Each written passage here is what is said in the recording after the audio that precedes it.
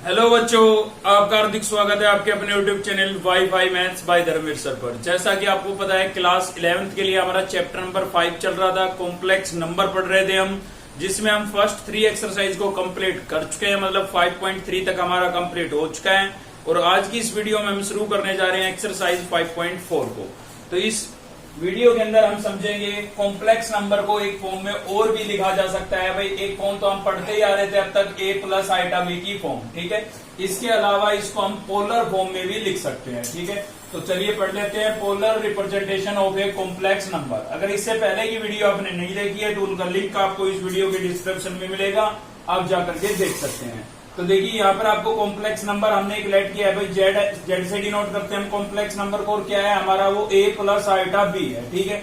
तो इसको अगर हम पोलर फॉर्म में लिखें तो कैसे लिखेंगे भाई, इसकी पोलर फॉर्म क्या होगी, पोलर फॉर्म ये होगी, ठीक है। इसको आपको याद करना पड़ेगा। तो जेड से ही रिप्रेजेंट करते हैं हम अपने कॉम्प्लेक्स नंबर को। क्या होगा भाई, आपकी पोलर फॉर्म क्या होगी इसकी, R cos theta plus iota sine theta. आप याद रखें कि रियल पार्ट आपका क्या होता है, कोस थीटा, और इमेजिनरी पार्ट क्या होता है, साइन थीटा होता है, ठीक है। रियल पार्ट कोस थीटा और इमेजिनरी पार्ट साइन थीटा, ठीक है। अब यहाँ पर कौन सी चीज क्या है, ठीक है, वो समझ लेते हैं। तो आर आपका क्या है यहाँ पर भाई, मॉडुलस ऑफ जेड है। आपको याद है भाई, मॉडुलस ऑफ जेड को मतलब कॉम्प्लेक्स नंबर के मॉडुलस को हम मोड ऑफ जेड से लिखते थे, ठीक है ना। तो आर से भी उसको हम लिख सकते हैं। पोलर फॉर्म में इस चीज को हम किससे डिनोट कर रहे हैं, आर से डिनोट कर रहे हैं, ठीक है। सेम वो का वही है ये आपका। तो आर क्या है, मॉडुलस ऑफ जेड। और मॉडुलस ऑफ जेड कैसे निकालते थे हम, स्क्वायर रूट रियल पार्ट का स्क्वायर प्लस इमेजिनरी पार्ट का स्क्वायर, यानी कि आर आपका क्या है, मोड ऑफ जेड ही है। क्लियर है ना। आर क्या होगा यहाँ पर, मॉडुलस ऑफ जेड, यानी कि मोड जेड की जो वैल्यू होती थी square root A square plus B square, real part का स्क्वायर प्लस इमेजिनरी पार्ट का स्क्वायर, तो सेम होगी, ठीक है। थीटा क्या होगा आपका यहाँ पर, आर्ग्यूमेंट, या तो हम इस थीटा को बोल सकते हैं आर्ग्यूमेंट, या फिर बोल सकते हैं एम्पलीट्यूड ऑफ जेड, ठीक है। आर्ग्यूमेंट बोल सकते हैं या एम्पलीट्यूड ऑफ जेड बोल सकते हैं, ठीक है भाई। इसको डिनोट कैसे किया जाता है, तो अगर आर्ग्यूमेंट बोलते हैं तो इसको डिनोट करेंगे हम A R G Z. Read कैसे करेंगे, पढ़ेंगे कैसे इसको, आर्ग्यूमेंट ऑफ जेड। या फिर एम्पलीट्यूड आप बोलते हैं इसको, थीटा को अगर आप एम्पलीट्यूड बोलते हैं तो उसको डिनोट कैसे करेंगे, लिखेंगे कैसे, ए एम पी जेड, यानी कि एम्पलीट्यूड ऑफ जेड, ठीक है। तो आपको दो बातें यहाँ पर क्लियर करनी है कि आर क्या है, मॉडुलस ऑफ जेड है, और थीटा क्या है, आर्ग्यूमेंट या फिर एम्पलीट्यूड ऑफ जेड, ठीक है। इसके अलावा मैं आपको बता देता हूँ कि पोलर फॉर्म को दो नाम से जान सकते हैं हम, या तो पोलर फॉर्म बोल सकते हैं इसको हम क्या बोल सकते हैं, या तो पोलर फॉर्म बोल सकते हैं या फिर बोल सकते हैं मॉडुलस एम्पलीट्यूड फॉर्म, ठीक है। तो दोनों में से कोई भी आपको क्वेश्चन में लिखा हुआ मिले, मतलब एक ही होगा, नाम डबल है, चीज एक ही है, ठीक है ना। तो वो क्या है, Z equals to R cos theta plus iota sine theta. क्या क्या बोल सकते हैं, पोलर फॉर्म बोल सकते हैं और मॉडुलस एम्पलीट्यूड फॉर्म बोल सकते हैं, ठीक है। तो ये कुछ इसका बेसिक था। अब हम चलते हैं एक्सरसाइज पर, और एक्सरसाइज में क्वेश्चन नंबर फर्स्ट हम देख रहे हैं भाई, क्या बोल रहा है, find the modulus and the principal argument of the following complex number. आपको मॉडुलस पता करना है और प्रिंसिपल आर्ग्यूमेंट पता करना है, मतलब थीटा की वैल्यू पता करनी है, ठीक है।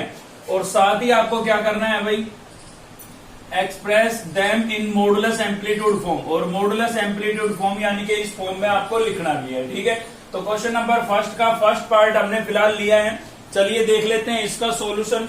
तो देखिए, किसी भी कॉम्प्लेक्स नंबर को अगर आपको पोलर फॉर्म या फिर आप कह सकते हैं मॉडुलस एम्पलीट्यूड फॉर्म में चेंज करना हो, तो सबसे पहला काम आपका होगा कि आप उस कॉम्प्लेक्स नंबर को लेट कर लेंगे, ठीक है ना।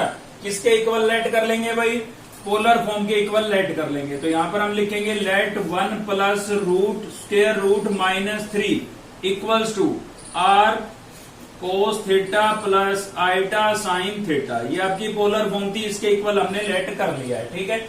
अब देखिए यहाँ पर आइटा की टर्म नहीं है तो वो हमें बनानी पड़ेगी। कैसे लिखेंगे भाई इसको, 1 आपका एचडीज है, ठीक है। रूट माइनस थ्री को मैं कैसे लिख सकता हूँ, रूट माइनस 3 को मैं लिख सकता हूँ -1 इंटू 3, ठीक है। -1 इंटू 3, तो 3 का तो स्क्वायर रूट होगा नहीं, तो मैं क्या लिखूंगा, √3, और रूट -1 को मैं क्या लिख सकता हूँ भाई, आइटा लिख सकता हूँ, ठीक है। और यहाँ पर r को मैं अंदर मल्टीप्लाई कर लेता हूँ, तो क्या हो जाएगा, r cos theta plus iota r sine theta, ठीक है। तो इस कॉम्प्लेक्स नंबर को हमने पोलर फॉर्म के इक्वल लेट किया है, ठीक है। अब हमारा टारगेट है यहाँ पर हमें आर और थीटा की वैल्यू फाइंड करनी है और इसमें वापस रिप्लेस करनी है। बस हमारे पास मॉडुलस एम्पलीट्यूड फॉर्म आ जाएगी और मॉडुलस एम्पलीट्यूड फॉर्म आ गई तो आपका मॉडुलस भी आ जाएगा और प्रिंसिपल आर्ग्यूमेंट भी आ जाएगा, ठीक है।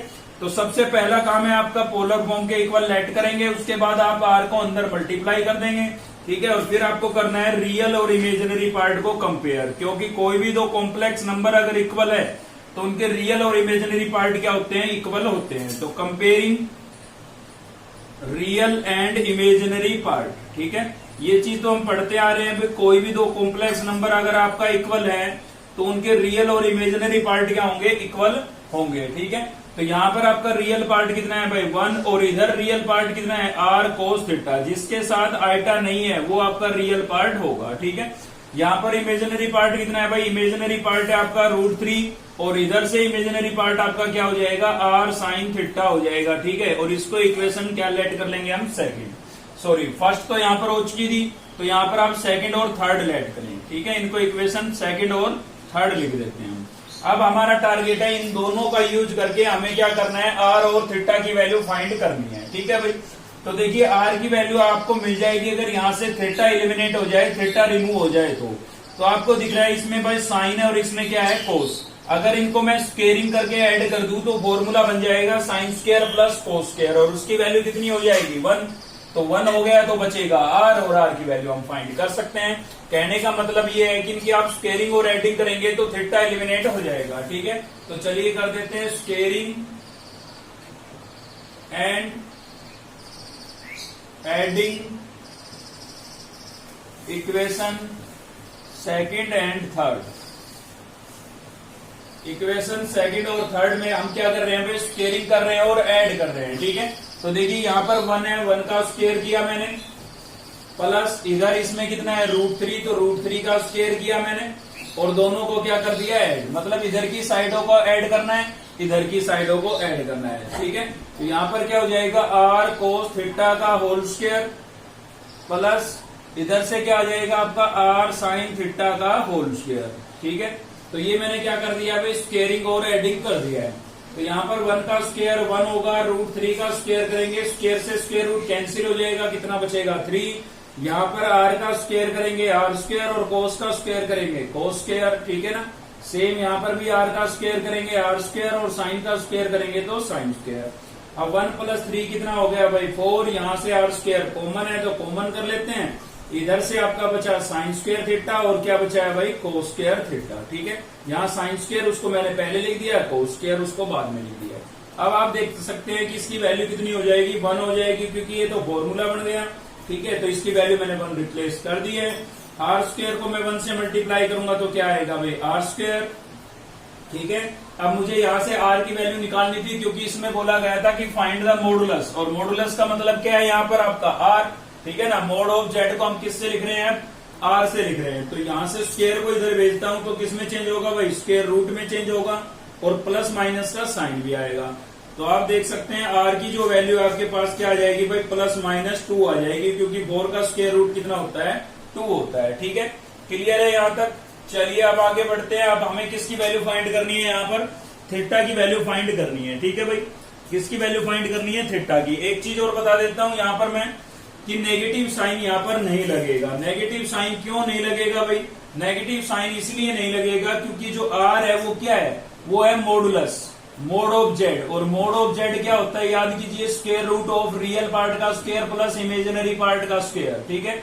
तो मोड यहाँ पर निकाल रहे हैं हम, मतलब r जो होता है आपका, r क्या होता है, r होता है मोड ऑफ जेड होता है, ठीक है। और आपको बताया जो मॉडुलस होता है वो कभी नेगेटिव वैल्यू नहीं देता, तो मतलब r की वैल्यू यहाँ पर नेगेटिव पॉसिबल नहीं है, ठीक है। तो नेगेटिव साइन तो हम लगाएंगे नहीं और पॉजिटिव साइन लगाना जरूरी नहीं होता है, क्योंकि यहाँ पर प्लस का साइन मैं नहीं भी लगाता हूँ तो भी ये नंबर कैसा है, पॉजिटिव है। तो यहाँ पर भी सेम वही बात होगी आपकी, ठीक है। तो 4 का स्क्वायर रूट कितना आ गया आपके पास, 2 आ गया भाई। अब इस वैल्यू को अब हमें क्या करना है, थीटा फाइंड करना है, ठीक है। क्या फाइंड करना है, थीटा। तो थीटा फाइंड करने के लिए हम क्या करेंगे, r की इस वैल्यू को सेकंड और थर्ड इक्वेशन में आप रिप्लेस कर देंगे, ठीक है। तो मैं यहाँ पर पुट कर रहा हूं r = 2 in equation in equation second and third. ठीक है भाई, इक्वेशन सेकंड और थर्ड के अंदर मैं इस वैल्यू को रिप्लेस कर रहा हूं। तो इक्वेशन सेकंड और थर्ड आपको यहाँ पर नजर आ रही होगी।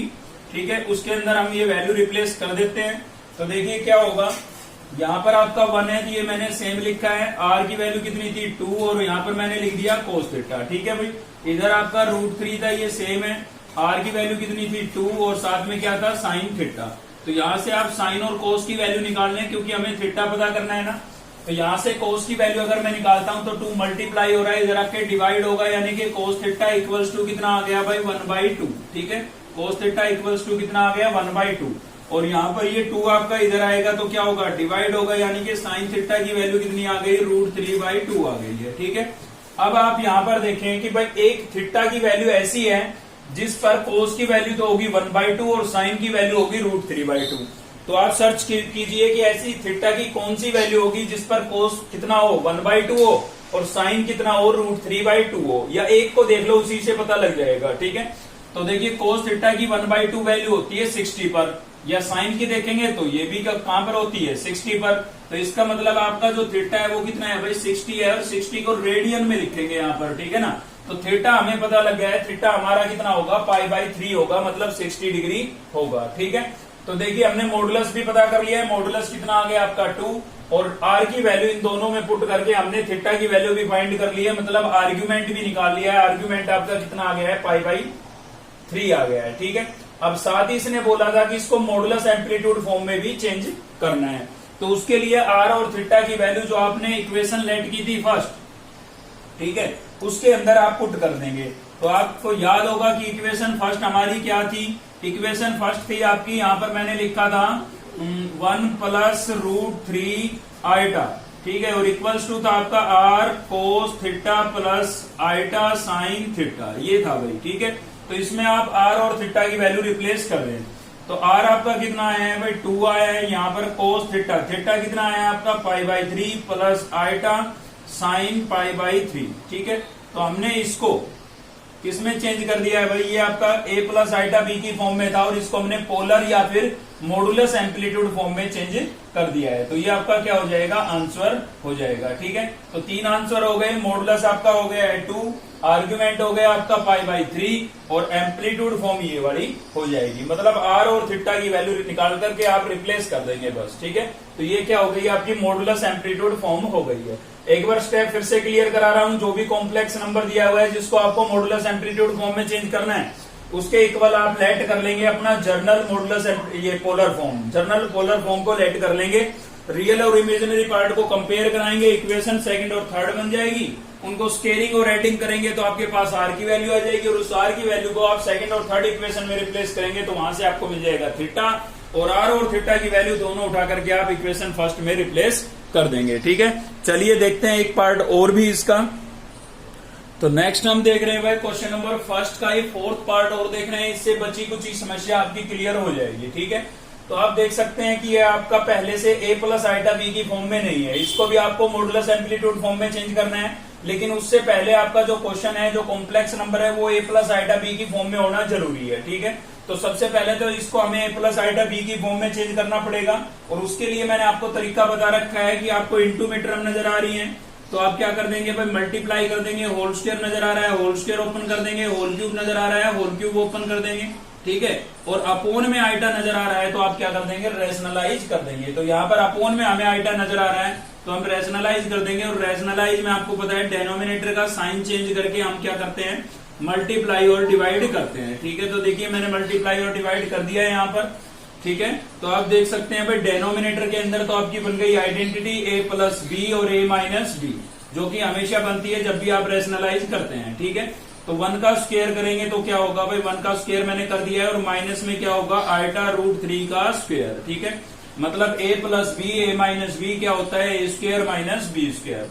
यहाँ पर आपका -16 मैं सेम लिख रहा हूँ, और ब्रैकेट के अंदर लिख देता हूँ इस नंबर को 1 माइनस आइटा √3। ठीक है भाई, चलिए आगे बढ़ते हैं, थोड़ा और सिंप्लीफाई करते हैं इसको। तो आप देख सकते हैं यहाँ पर न्यूमिनेटर में तो हमारे पास है -16 और 1 माइनस आइटा √3। ठीक है भाई, और अपोन में क्या हो गया है, अपोन में आप देख सकते हैं 1 का स्क्वायर कितना होगा, 1 होगा, √3 का स्क्वायर करूंगा तो स्क्वायर से स्क्वायर रूट कैंसिल हो जाएगा, ठीक है। कितना हो जाएगा 3 रहेगा आपका भाई, ठीक है ना। स्क्वायर से स्क्वायर रूट कैंसिल तो कितना बचेगा 3। और आइटा का स्क्वायर करेंगे तो आइटा स्क्वायर की वैल्यू क्या होती है -1 होती है, तो माइनस माइनस क्या हो जाएगा प्लस हो जाएगा, ठीक है। तो न्यूमिनेटर में बचा है हमारे पास माइनस का 16 1 माइनस आइटा √3 और अपोन में कितना हो गया भाई, अपोन में हो गया आपके पास 3 + 1 कितना हो गया है 4। आप देख सकते हैं कि न्यूमिनेटर जो है वो 4 से कैंसिल हो रहा है, तो यहाँ पर इसको हम कैंसिल कर देते हैं, ठीक है ना। 4 × 4 4 4 × 16, तो कितना बचा भाई, फाइनल बच गया हमारे पास -4 1 माइनस आइटा √3, ठीक है। अपोन में 1 बचा है जो कि लिखना जरूरी नहीं है। चलिए थोड़ा और सोल्व करते हैं इसको। और क्या सोल्व करना है भाई, -4 को अंदर मल्टीप्लाई कर देंगे आप, तो -4 को 1 से करेंगे -4 ही आएगा, -4 को इससे करेंगे तो माइनस माइनस प्लस, और आइटा क्या हो जाएगा 4√3, ठीक है। तो ऐसा करके हमने क्या किया है भाई, -4 को इसके अंदर मल्टीप्लाई कर दिया। अब ये a + आइटा b की फॉर्म में चेंज हो गया है। तो आप याद रखें इसके फर्स्ट के सभी पार्ट आपको सेम तरीके से करने हैं, बस अगर वो a + आइटा b की फॉर्म में नहीं है तो पहले उनको a + आइटा b की फॉर्म में कन्वर्ट करना है, और उसके बाद के स्टेप वही होंगे जो मैंने पिछले क्वेश्चन में आपको बताए हैं, ठीक है। तो चलिए अब लेट कर लेते हैं इसको, कॉम्प्लेक्स नंबर को अपने को किसके इक्वल भाई, पोलर फॉर्म के इक्वल, ठीक है ना। ये एक्स्ट्रा काम हमें करना पड़ा, एक्स्ट्रा ये काम क्यों करना पड़ा, क्योंकि ये a + आइटा b की फॉर्म में नहीं था, ठीक है। अब इसको हम लेट कर सकते हैं r cos theta + iota sin theta के इक्वल, और सेम वो के वो स्टेप लगाएंगे। तो देखिए सबसे पहले तो आप r को अंदर मल्टीप्लाई करेंगे, r को अंदर मल्टीप्लाई करेंगे तो क्या हो जाएगा भाई, r cos theta + iota r sin theta, ठीक है। उसके बाद आप क्या करते थे, कंपेयरिंग करेंगे रियल और इमेजिनरी पार्ट को, ठीक है। तो comparing real and imaginary part, real and imaginary part, ठीक है भाई। तो रियल पार्ट यहाँ पर कितना है -4 है, और इधर से रियल पार्ट आपका हो जाएगा r cos थीटा, जो कि इक्वेशन क्या बनेगी, सेकंड बनेगी, क्योंकि फर्स्ट तो हम इसको लेट करते थे ना, इसमें हम r और थीटा की वैल्यू रिप्लेस करेंगे। इमेजिनरी क्या हो जाएगा, इमेजिनरी पार्ट 4√3, और उधर से भाई r sin थीटा, ठीक है, जो कि इक्वेशन क्या बन जाएगी आपकी थर्ड। तो उसके बाद हम क्या करते थे, थीटा को एलिमिनेट करने के लिए स्क्वेयरिंग और एडिंग कर देते थे, ठीक है। तो स्क्वेयरिंग और एडिंग कर देंगे, squaring and adding equation second and equation third, ठीक है भाई। तो चलिए, तो यहाँ पर -4 का स्क्वायर कर दिया है मैंने, प्लस यहाँ पर भी मैं 4√3 का स्क्वायर कर देता हूं, और इक्वल्स टू में इधर क्या होगा भाई, r² और cos² थीटा प्लस r² और sin² थीटा, ठीक है। तो इधर की साइडों का स्क्वायर और सम कर दिया है, इधर की साइडों का भी स्क्वायर और सम कर दिया है। तो यहाँ पर 4 का स्क्वायर कितना हो जाएगा 16, यहाँ पर भी 4 का स्क्वायर 16, और √3 का स्क्वायर करूंगा तो स्क्वायर से स्क्वायर रूट कैंसिल हो जाएगा, कितना बचेगा 3 बचेगा। इसमें से r² आपको कॉमन दिख रहा होगा, तो यहां से बचा है भाई cos², और उधर से क्या बचा, sin² थीटा बचा, जो कि आपका फॉर्मूला बन गया है। इससे कोई फर्क नहीं पड़ता कि साइन आगे लिखा है या cos आगे लिखा है, ठीक है। तो यहां से मिल गया आपको 16, और यहां से 16 को 3 से मल्टीप्लाई करेंगे, कितना हो जाएगा भाई 48, और r² इसकी वैल्यू कितनी हो गई 1 हो गई है, ठीक है। तो यहां से फाइनल आपको कितना मिला भाई, चलिए ऐड कर देते हैं इसको, 8 और 6 कितना हो गया 14, ठीक है। 1 कैरी, 4 और 1 5 और 1 6, और इक्वल्स टू क्या बचा है हमारे पास r², ठीक है। तो चलिए r की वैल्यू रिप्लेस कर देते हैं। तो r की वैल्यू रिप्लेस करेंगे यहाँ पर, तो क्या होगा भाई हमारे पास, सॉरी अभी स्क्वायर इधर भेजना बाकी है, तो स्क्वायर को इधर भेजते हैं तो किसमें चेंज हो जाएगा, स्क्वायर रूट में। तो r इक्वल्स टू कितना हो गया भाई 64 का स्क्वायर रूट कितना हो जाएगा 8 हो जाएगा, ठीक है ना।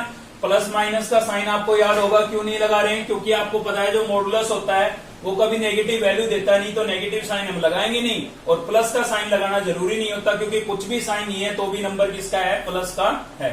तो ये आपके पास किसकी वैल्यू आ गई भाई, r की वैल्यू आ गई है, जिसको आपको इक्वेशन सेकंड और थर्ड में रिप्लेस करना है।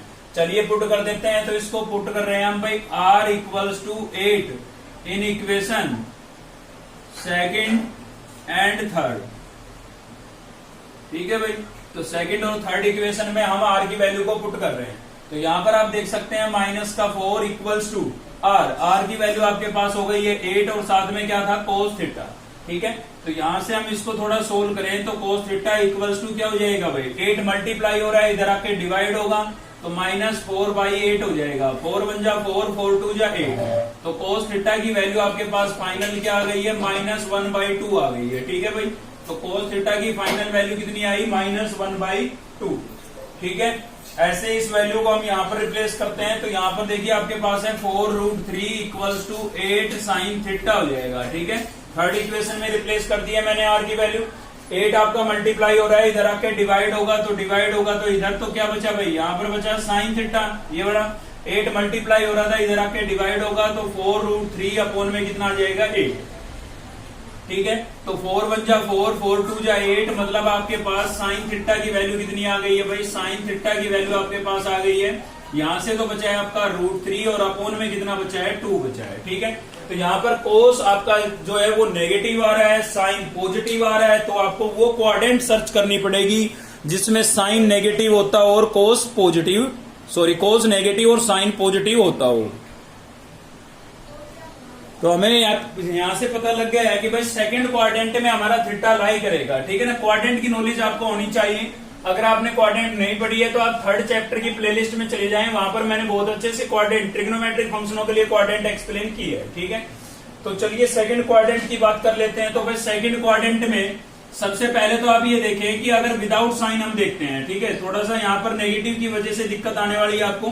तो cos थीटा की वैल्यू -1/2 आई है आपके पास, और साइन थीटा की वैल्यू आपके पास कितनी आई है भाई, √3/2 आई है। ठीक है, तो आप पहले विदाउट साइन इस वैल्यू को देख लें कि विदाउट साइन ये कितने पर होगी। तो cos थीटा की वैल्यू -1/2 आ रही है, लेकिन 1/2 कितने पर होगी भाई, 1/2 होगी आपकी कहां पर, 1/2 कब होती है, 60 पर होती है। ठीक है ना, 1/2 ये भी 60 पर होगी और ये भी 60 पर होगी। साइन 60 की वैल्यू √3/2 होती है और cos 60 की वैल्यू क्या होती है, 1/2 होती है। अब सेकंड क्वाड्रेंट का आपको पता लग गया है। ठीक है, क्लियर है ना, ये नेगेटिव आ रहा है, ये पॉजिटिव आ रहा है। तो ऐसी कौन सी क्वाड्रेंट है जिसमें कोस नेगेटिव और साइन पॉजिटिव हो, तो वो सेकंड क्वाड्रेंट है। और सेकंड क्वाड्रेंट के अंदर दो एंगल लाई करते हैं आपका, 180 प्लस थीटा और 90 प्लस थीटा और 180 माइनस थीटा। ठीक है, ये दो एंगल आपके लाई करते हैं। ठीक है, तो यहां से इसका तो यूज हम कर नहीं सकते क्योंकि 90 पर ट्रिग्नोमेट्रिक फंक्शन चेंज हो जाएगा। क्लियर है भाई, इसका तो यूज हम कर नहीं सकते क्योंकि 90 पर ट्रिग्नोमेट्रिक फंक्शन चेंज हो जाएगा। तो हम इसका यूज करेंगे, यानी कि यहां से हमारा जो थीटा होगा वो क्या होगा, 180 माइनस थीटा। और थीटा मैंने यहां पर अभी बताया आपको कि ये दोनों वैल्यू कितने डिग्री पर होती है, 60 डिग्री पर होती है। ठीक है, तो 180 माइनस 60, 180 माइनस 60 कितना बचेगा भाई, 120 बचेगा। लेकिन हमें यहाँ पर रेडियन में इसको लिखना है, तो कोई दिक्कत नहीं है, आप 120 को रेडियन में चेंज करके देख सकते हैं, π/180 से मल्टीप्लाई करके। तो 0 से 0 कैंसिल हो गई आपकी। ठीक है भाई, और कितने से कैंसिल हो जाएगा ये, 4 से कैंसिल कर देते हैं। 4 से तो नहीं हो रहा है। ठीक है, 3 से कर देते हैं 3। तो यहाँ पर क्या हो जाएगा आपका, 2 2 जा 4 और 2 3 जा 6। ठीक है, तो फाइनल आपके पास क्या आ गया है, 2π/3 आ गया है। ठीक है, तो थीटा आपका कितना हो गया है, 2π/3 हो गया है। ठीक है भाई, तो मॉडुलस कितना आया, 8।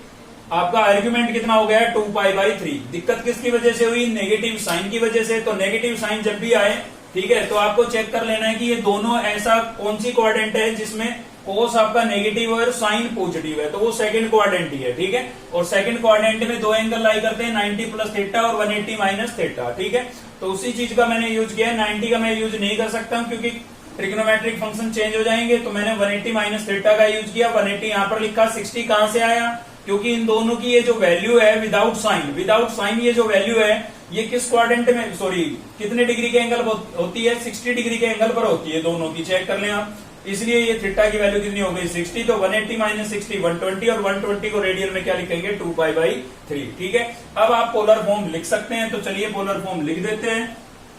तो क्या आई थी आपकी पोलर फॉर्म, क्या होगी भाई, आर की वैल्यू कितनी थी, आर आपके पास आया था 8, फिर क्या था कोस थीटा, थीटा आपका कितना है 2π/3 प्लस आइटा साइन थीटा, और थीटा आपका कितना है भाई 2π/3। ठीक है, जो कि क्या होगा आपका आंसर होगा, मतलब ये आपकी हो गई मॉडुलस एम्पलीट्यूड फॉर्म। क्लियर है, चलिए आगे बढ़ते हैं। तो नेक्स्ट देख रहे हैं हम भाई क्वेश्चन नंबर सेकंड, और क्वेश्चन नंबर सेकंड में भी आपको बोला गया है कि पोलर फॉर्म में लिखना है। ठीक है, तो बात एक ही है, मॉडुलस एम्पलीट्यूड फॉर्म बोला जाए या पोलर फॉर्म बोला जाए, दोनों एक ही चीज है। इसका जो फर्स्ट पार्ट है आपको सेम ऐसे ही करना है जैसे मैंने क्वेश्चन नंबर फर्स्ट के 2 पार्ट आपको कराए, क्योंकि वो a प्लस आइटा बी की फॉर्म में ही लिखा हुआ था, ठीक है। लेकिन इस सेकंड पार्ट में थोड़ी समस्या है। क्या समस्या है कि इसका जो न्यूमिनेटर है वो तो a प्लस आइटा बी की फॉर्म में है, लेकिन डेनोमिनेटर पोलर फॉर्म में लिखा हुआ है, ठीक है। तो अलग अलग फॉर्म में आपका न्यूमिनेटर और डेनोमिनेटर है, इसीलिए ये पार्ट हमने लिया है। तो देखिए चलिए हमें क्या करना है, इसको पूरे को पोलर फॉर्म में लिखना है, पूरे को, ठीक है। तो देखिए डेनोमिनेटर तो पहले ही पोलर फॉर्म में है, तो इसको हम क्यों छेड़े, इसको एज इट इज रहने देते हैं, खाली हम न्यूमिनेटर को पोलर फॉर्म में लिख लेते हैं, ठीक है। तो खाली किसकी बात करेंगे, हम न्यूमिनेटर की बात करेंगे, और न्यूमिनेटर को किस में चेंज करेंगे भाई, पोलर फॉर्म में चेंज करेंगे।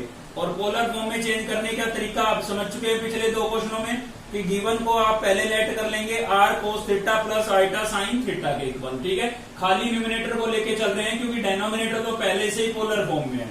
तो r को अंदर मल्टीप्लाई करेंगे भाई, r को अंदर मल्टीप्लाई करेंगे तो क्या हो जाएगा, r cos theta plus iota r sine theta, ठीक है। अब क्या करते थे हम, रियल और इमेजिनरी पार्ट को कंपेयर करते थे, तो यहाँ पर होगा comparing real and imaginary part, ठीक है, रियल एंड इमेजिनरी पार्ट, ठीक है। रियल और इमेजिनरी पार्ट को कंपेयर कर रहे हैं, तो यहाँ पर आप ध्यान से देखें, रियल पार्ट आपका -1 है, ठीक है ना, ये इसके साथ आइटा नहीं है, ये रियल पार्ट है, और r cos थीटा इधर से रियल पार्ट हो गया, और इक्वेशन कौन सी बन जाएगी, सेकंड, क्योंकि फर्स्ट ये है हमारी, ठीक है। अब इमेजिनरी पार्ट आइटा के साथ कुछ नहीं है तो कितना होगा 1, और इधर से आइटा के साथ क्या है r साइन थीटा, तो ये आपका इमेजिनरी पार्ट हमने कंपेयर कर लिया। इक्वेशन कितनी हो गई है, 3rd हो गई है भाई, ठीक है। उसके बाद हम क्या करते थे, स्क्वेयरिंग और एडिंग करते थे, तो चलिए स्क्वेयरिंग और एडिंग कर देते हैं। Squaring and adding equation first and second, equation first sorry second and third, second and third, ठीक है भाई। तो चलिए यहाँ पर क्या होगा, -1 का स्क्वायर प्लस 1 का स्क्वायर, इसके इधर वाले पार्ट का स्क्वायर प्लस इसका स्क्वायर और सम, ठीक है। सेम यहाँ पर करेंगे हम, तो क्या होगा, r cos square theta plus r square sine square theta, ठीक है भाई। तो यहाँ पर -1 का स्क्वायर क्या हो जाएगा, प्लस का 1, यहाँ पर +1 का स्क्वायर क्या होगा, प्लस का 1, ठीक है ना, माइनस माइनस प्लस हो जाता है ना, और इधर से r स्क्वायर हम कर लेते हैं कॉमन, तो क्या बचेगा अंदर से, cos square theta plus sine square theta भाई, ठीक है। तो 1 + 1 आपका कितना हो गया 2, और यहाँ से r square sine square theta plus cos square theta की वैल्यू कितनी हो जाएगी, 1 हो जाएगी। अब r स्क्वायर को 1 से मल्टीप्लाई करूंगा तो मेरे पास r स्क्वायर ही आएगा, और इक्वल्स टू में कितना बचा हुआ है भाई, 2 बचा हुआ है, ठीक है ना। स्क्वायर को उधर भेजेंगे, स्क्वायर रूट में चेंज हो जाएगा, तो r की वैल्यू आपके पास कितनी आ गई है, स्क्वायर रूट 2 आ गई है। प्लस माइनस का साइन क्यों नहीं आया, आपको समझ में आ गया होगा, बताया था मैंने, मॉडुलस कभी नेगेटिव होता नहीं है और पॉजिटिव साइन हम लगाते नहीं है, ठीक है।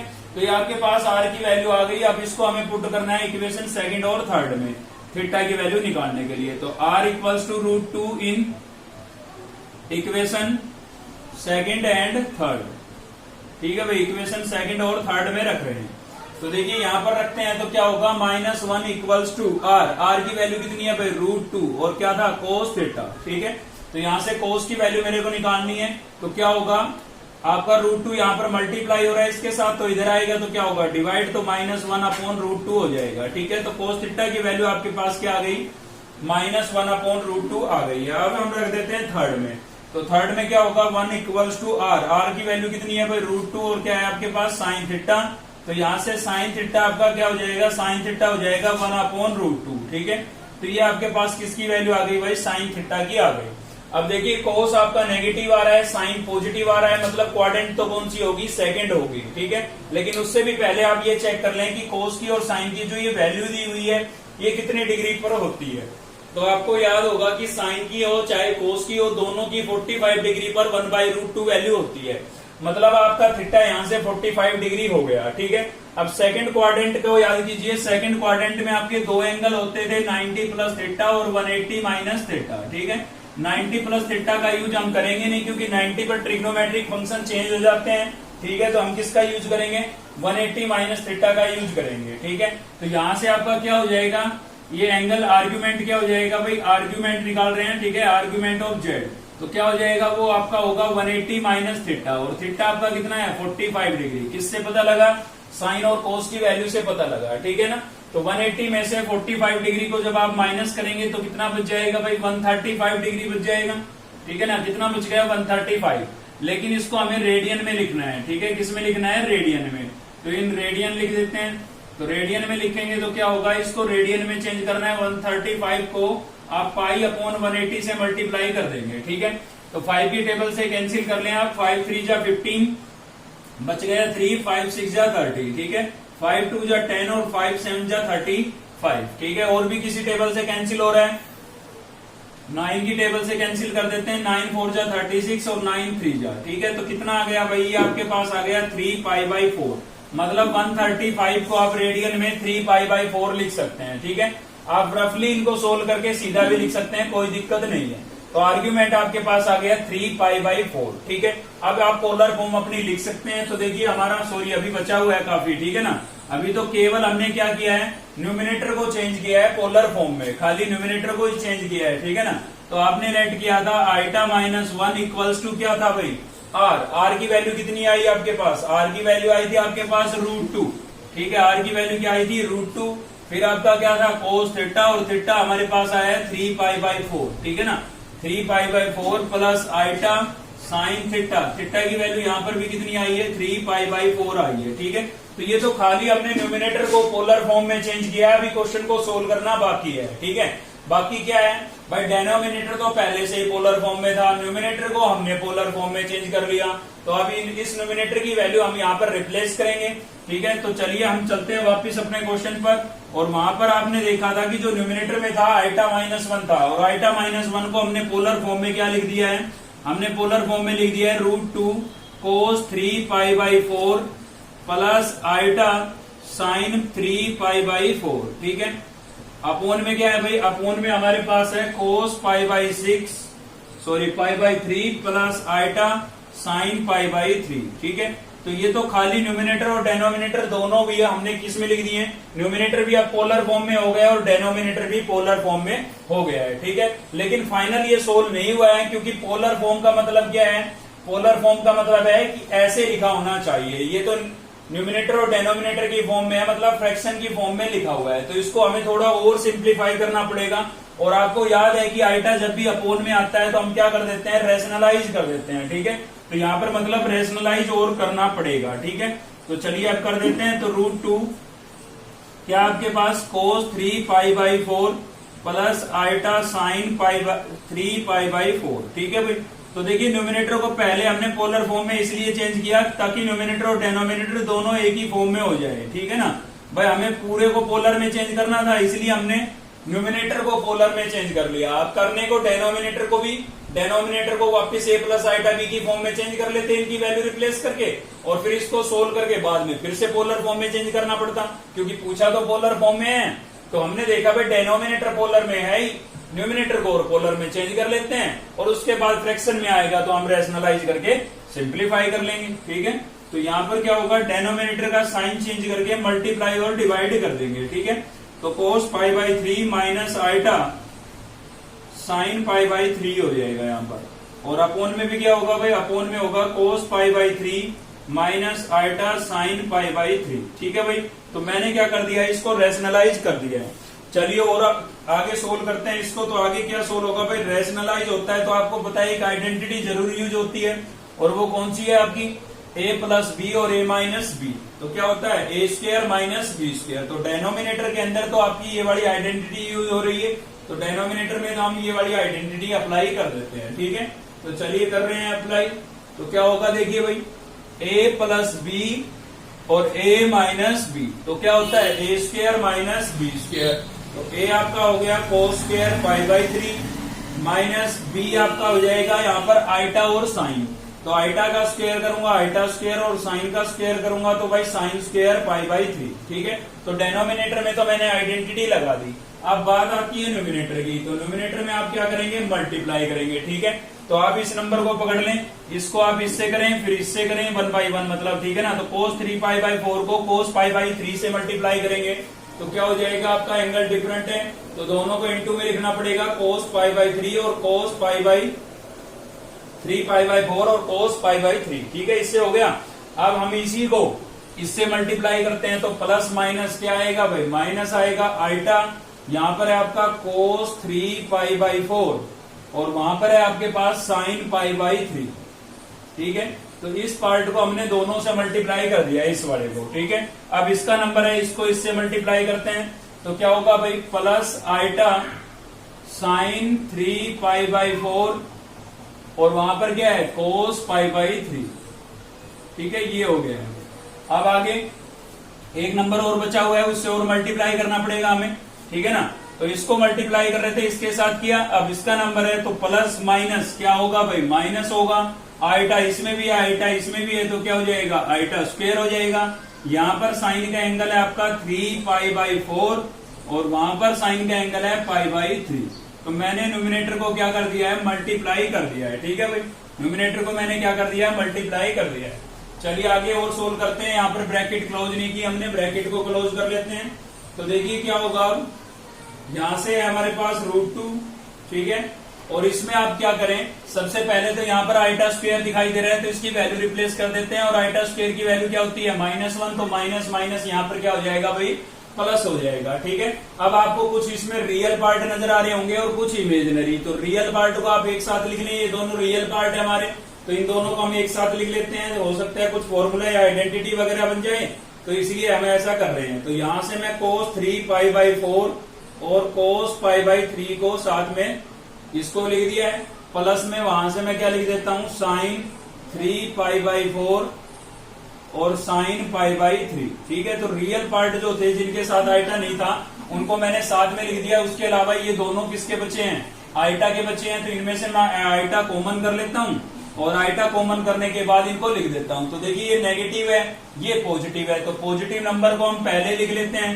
तो sin 3π/4 और cos π/3 को मैंने पहले लिख दिया है, और ये आपका नेगेटिव बचा था तो इसको हम बाद में लिख देंगे। ठीक है, तो चलिए बाद में इसको लिख देते हैं। तो क्या होगा भाई, माइनस cos 3π/4 और क्या था, sin π/3।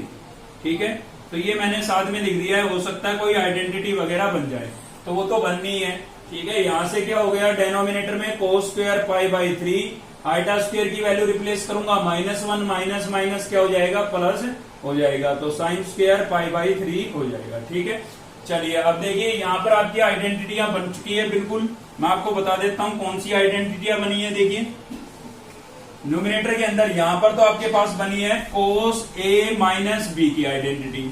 ठीक है, आपने ट्रिग्नोमेट्री में पढ़ी थी cos a - b, तो क्या होता है cos a cos b plus sin a sin b। ठीक है, याद है तो बिल्कुल समझ गए होंगे। साथ ही मैंने फॉर्मूले याद करने की एक ट्रिक भी बताई है। ट्रिग्नोमेट्री के जितने भी फॉर्मूले हैं वो एक वीडियो में मिलेंगे आपको, चैप्टर 3 की प्लेलिस्ट में चले जाएं आप, सबसे ऊपर ही मिल जाएगी आपको वो वीडियो। ठीक है ना, तो उसको आप देख लें एक बार देखने से ही आपको फॉर्मूले याद हो जाएंगे, क्योंकि थोड़ी ट्रिक यूज की है हमने उसके अंदर, थोड़ा कंपेयर करा के याद करवाने की कोशिश की है। ठीक है, तो यहाँ पर ये वाला फॉर्मूला आपका बन रहा है भाई, और इधर कौन सा बन रहा है, यहाँ पर बन रहा है आपका साइन का, sin a - b। ठीक है, तो ये क्या होता है, ये होता है आपका sin a cos b minus cos a sin b। ध्यान से अगर आप देखें तो आपके क्वेश्चन इन वाले फॉर्मेट में लिखे हुए हैं। ये देखिए ये ऐसे लिखा हुआ है, तो मैं इसको ऐसे लिख दूंगा। क्लियर है, चलिए लिख देता हूं। तो क्या होगा, देखिए डेनोमिनेटर में तो देखिए sine square plus cos square कितना होता है, 1 होता है। एंगल सेम हो, दोनों का स्क्वायर हो, बीच में प्लस का साइन हो, वैल्यू 1 होगी, क्योंकि sine square theta plus cos square theta 1 होता है। तो वही फॉर्मूला मैंने यहाँ पर अप्लाई किया है। ठीक है ना, तो इसकी वैल्यू तो कितनी हो गई, 1।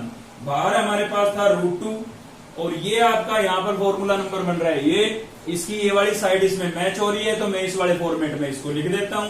तो क्या लिखूंगा भाई, cos a आपका है 3π/4 और b आपका कितना है, b आपका है π/3। ठीक है, तो a - b plus iota sign ये वाला, ये देखिए इस वाले फॉर्मेट में लिखा हुआ है, मैच करा के देखिए। तो मैं ऐसे लिख देता हूं इसको।